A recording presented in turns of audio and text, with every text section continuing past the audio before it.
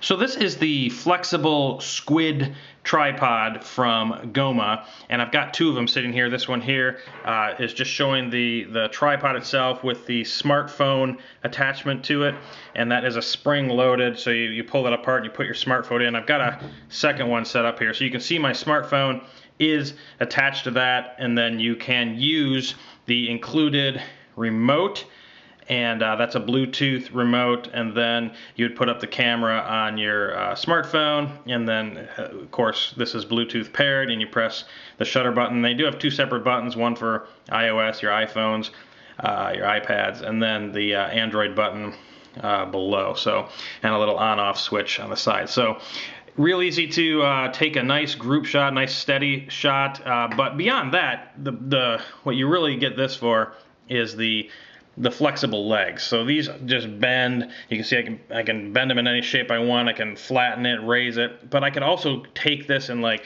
wrap it completely around a pole, you know, just bend these right around that pole and clasp onto pretty much anything and hold it nice and secure and still be able to hold the phone in there and take a decent picture. It does also come with a GoPro attachment here, so you would unscrew the phone attachment here and then screw this back on to have a GoPro camera attachment. Now, here's my thing. I love this tripod because it's very flexible, yeah, pun intended, and I can throw it in my bag and take it with me. It can be used just as a steady tripod. I can wrap it around things. That part is great. But for me, I never got this remote control to work.